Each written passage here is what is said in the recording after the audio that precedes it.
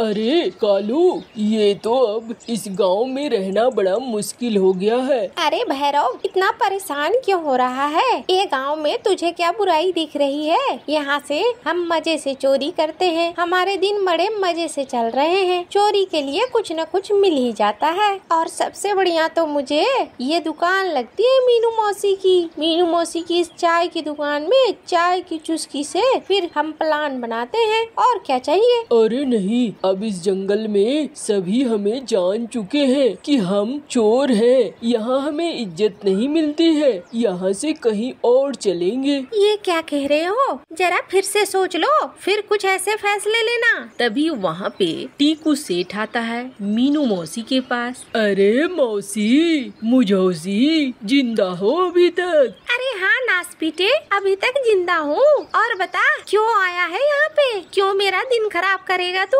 अरे मौसी, क्या करूँ, मेरा तो दिल ही ऐसा है। अरे सोचा तुम्हें अपनी बिटिया की शादी में बुला लूं। अच्छा, तेरी बिटिया की शादी है? हाँ, मेरे दोस्त की बेटी है, उसकी शादी मैं अपने घर से ही कर रहा हूँ। और अब मेरी बिटिया जैसी ही है। मैं सबको न्योता दे रहा था जंगल में, सोचा तुम्हें भी न्योता दे दूं। जा नासपीटे, कुछ तो अच्छा कर रहा है। तेरे जैसा कंजूस सेठ अगर किसी लड़की का ब्याह करा रहा है तो बड़ा पुण्य का काम कर रहा है। अरे मौसी, ये लो, आ जाना तुम। टीकू कहते हुए न्योता देकर चला जाता है। वहीं पे बैठे चाय पी रहे कालू और भैरव सारी बातें सुन रहे थे। अरे ओ कालू, समझ में कुछ आया? अरे मुझे तो पहले ही समझ में आ गया।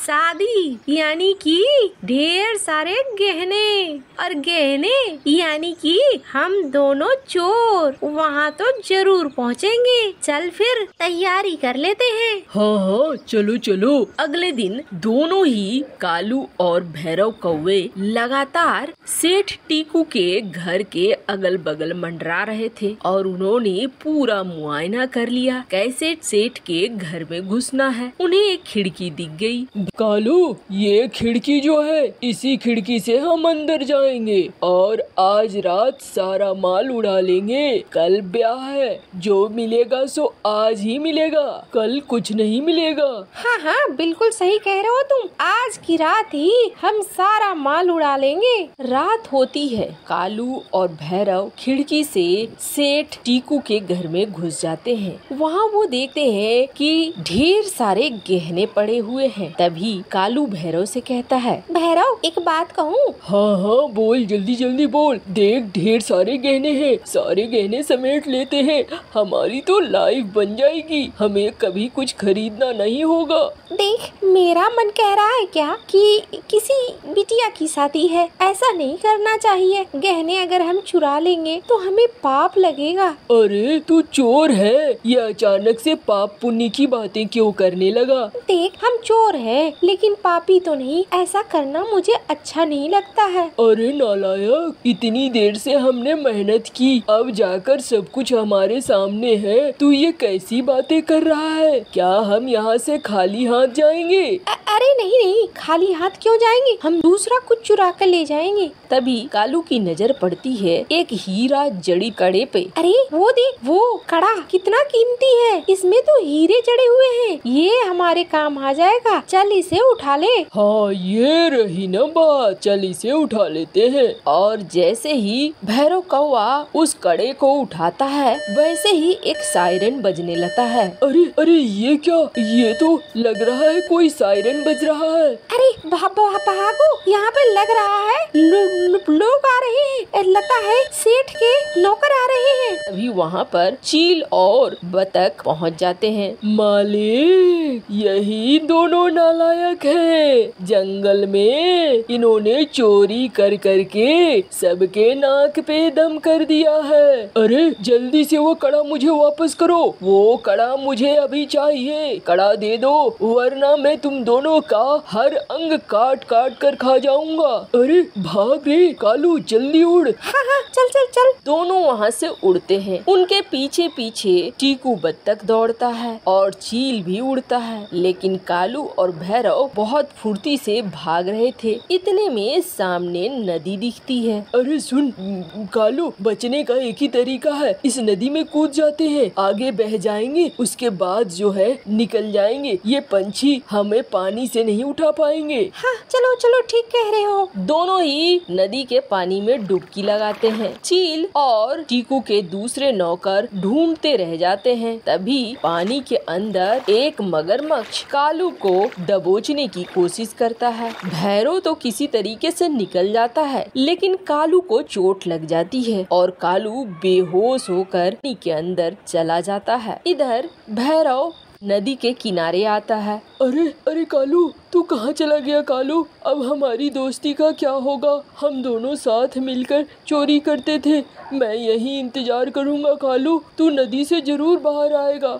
मुझे पूरा विश्वास है तू मुझे अकेला नहीं छोड़ेगा। मैं इंतजार करूँगा। उधर कालू कौवा नदी की गहराई में चला जाता है। अचानक से उसकी आँख खुलती है और जैसे ही आँख खुलती है वो हैरान रह जाता है। देखता है यहाँ नदी के अंदर वैसे ही घर है, वैसे ही जंगल का गांव बसा हुआ है। सारे पशु पक्षी अपने अपने काम कर रहे हैं। तभी सामने वो देखता है एक पंछी को। अरे भैया, जग गए आप? आपके सर में चोट लगी थी, हमने पट्टी कर दी है।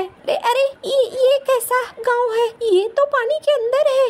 और तुम लोग जिंदा कैसे हो? सांस कैसे ले रहे हो? अच्छा, और आप भी तो सांस ले रहे हो? हाँ हाँ, मैं भी कैसे सांस ले रहा हूँ, मुझे भी समझ में नहीं आ रहा है ये क्या हो रहा है। अगर आपको समझना है इस गांव के बारे में तो आपको हमारे मुखिया के पास जाना होगा। और फिर वो चिड़िया लेकर चली जाती है कालू कौवे को अपने मुखिया के पास। मुखिया बाज बैठा हुआ था। अच्छा, तो तुम इस गांव को देख पा रहे हो, इसका मतलब है ऊपर वाले ने हमारी मुक्ति के लिए तुम्हें भेज दिया है।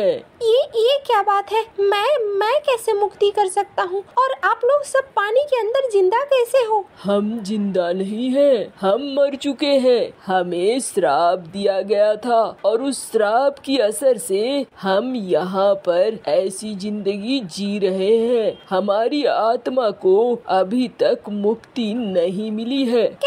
कैसा श्राप? कौन सा श्राप? हमारा कभी खुशहाल जंगल हुआ करता था और मैं उस जंगल में मुखिया था। मैंने एक दिन जंगल में एक साधु कबूतर की मदद की। वो कबूतर मरने वाला था। उसने मरते मरते मुझे एक कड़ा दिया, हीरे और रत्न से जड़ा हुआ कड़ा, और कहा जब तक ये तुम्हारे पास रहेगा तब तक तुम्हें धन की कोई कमी नहीं होगी। और उसके साथ उन्होंने एक बात और कही। उन्होंने कहा कि अगर किसी दिन किसी बुरे पंछी ने तुमसे ये कड़ा छीन लिया या चुरा लिया तो फिर तुम सब शापित हो जाओगे। तुम्हारा जंगल का गांव पानी में डूब जाएगा, लेकिन मरकर भी तुम मरोगे नहीं, जिंदा ही रहोगे पानी के अंदर। तुम्हारी आत्मा को मुक्ति नहीं मिलेगी। यही वजह है कि हम यहाँ पर हैं। हमारे कड़े को चुरा लिया किसी ने और वो कड़ा पहुँच गया है वहाँ जंगल के नए सेठ टीकू के पास। इसीलिए टीकू को धन संपत्ति की कमी नहीं होती है, लेकिन हमारा जीवन तो श्रापित ही रह गया है। तो मैं आपकी मदद कैसे कर सकता हूँ? तुम उस कड़े को तोड़ दो अगर, तो हमारा श्राप खत्म हो जाएगा। ये अच्छा, लेकिन वो तो मेरे दोस्त के पास था। वो तुम्हारा दोस्त नदी के उस पार बैठकर इंतजार कर रहा है तुम्हारा और रो रहा है। तुम जाओ और हमारी मुक्ति के लिए काम करो। कालू वहाँ से वापस आ जाता है नदी के तट पर। उसे देखकर भैरव बहुत खुश होता है। अरे कालू, तू आ गया। मैं तो सोच रहा था कि अब तू वापस ही नहीं आएगा। तुझे देखकर जितनी खुशी मुझे हुई पहले कभी नहीं हुई थी। अब कालू सारी बातें बता देता है, जिसके बाद भैरव कहता है हाँ, हम मदद करेंगे, जरूर मदद करेंगे। जाएंगे। ये है कड़ा, ले इसे तोड़ देते हैं। और वो कड़े को तोड़ देता है। तभी वहाँ चील और टीकू पहुँच जाते हैं। मालिक, इसने कड़े को तोड़ दिया। तभी सामने वो देखते हैं नदी से ढेर सारी आत्माएं निकलती हैं और पंछियों की ये आत्माएं हवा में गायब हो जाती हैं। अब कालू सारी बात टीकू को बता देता है। अरे नालायक, तुम लोगों की वजह से मेरा अनमोल खजाना चला गया। नालायकों, तुम्हें क्या जरूरत थी? ये तो पहले से मरे पड़े थे। अब इन्हें मुक्त कराकर तूने क्या उखाड़ लिया? चील, इन्हें जरा बता, ये इन्होंने बहुत बड़ा अपराध किया है। हाँ मालिक, अभी इन्हें खा जाता हूँ। तभी वहाँ पर नदी का मुखिया बाज आ जाता है। देखो, तुम लोगों ने अगर इसे खाने की किसी भी तरीके से कोशिश की तो हम तुम्हारे ऊपर कहर बनकर टूट पड़ेंगे। ऐसी कोशिश भी नहीं करना। उसके भूतिया रूप को देखकर टीकू और चील डर जाते हैं। मालिक, यहाँ से निकल लो, जान है तो जहान है। क्या करोगे? रहने दो। हाँ, तू ठीक ही कह रहा है। मेहनत करके पैसे कमा लूंगा। चल चल। आखिरकार नदी के पंछियों को मुक्ति मिल ही जाती है।